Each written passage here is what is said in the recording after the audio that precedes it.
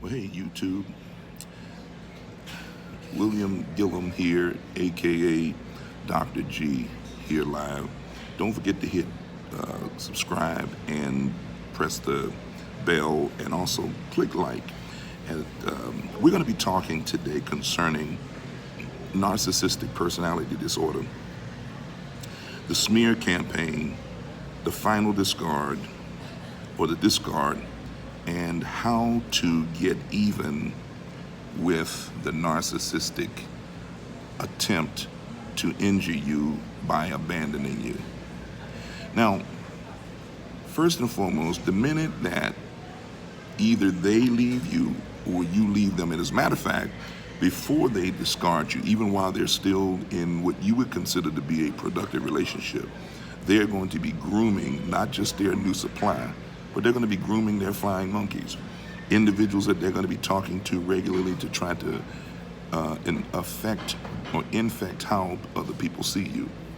They're going to be speaking to them in secret without your ability to be able to come and defend yourself.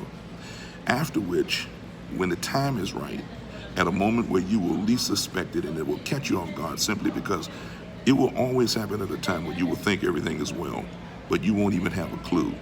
And one day you'll wake up, or one day you'll leave the house, or you'll get a text, and sometimes not even a text, day one will go by, or whatever. In my case, I received the text, and it took 5 days to be gone. It took 5 days for them to return. I didn't get a warning, and there was nothing wrong. There was nothing wrong.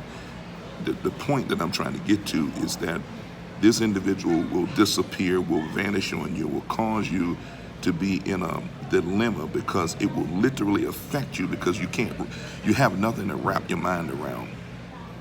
And so in some cases, immediately following that, especially if you discarded them, they've got to come out looking good or looking like the victim. They've got to make you look like the villain.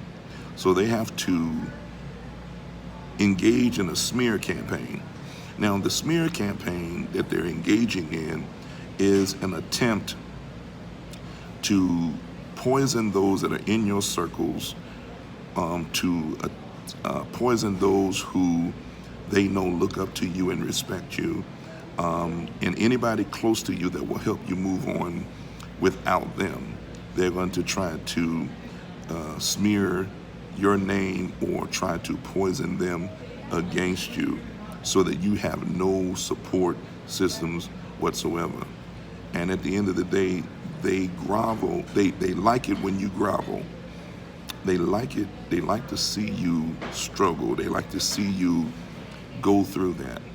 So how do you deal with the smear campaign? Well, number one, don't chase it down.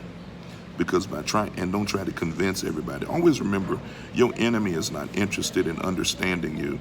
Your enemy only wants to discredit you. Always remember that this is an enemy, and it is a spiritual enemy, but also a physical enemy, because the narcissist is a collaborator with Satan himself. And they are being used as an instrument of the devil to harm you by destroying your emotional capacity and even sometimes your faith.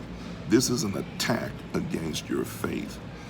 The best thing that you can do is love yourself. The scripture says, love thy neighbor as thyself. So in order for me to love the neighbor effectively, I've got to be able to love myself first.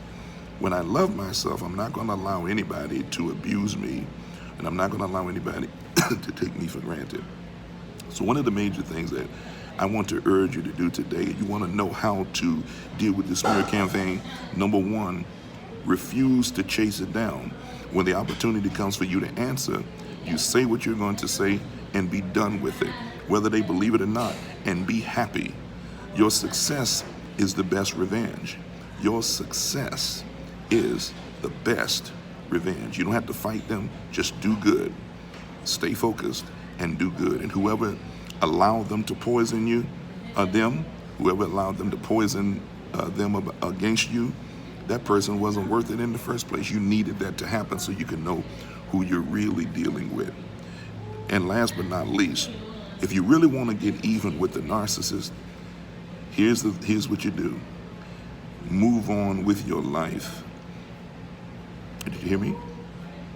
Love yourself. And you can love them, but remember, they don't love you. They love what you do for them. They don't love you. And they will tell you, they'll slip up and let you know that. You love them, right? Well, here's what you got to do.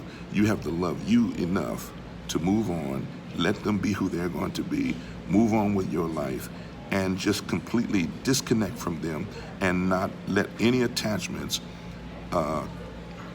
remain. Now, that's going to be easier said than done, because the narcissist is not going to let you go like that. It may be 2 or 3 years, but they're going to reach back out to you again. Keep that in mind.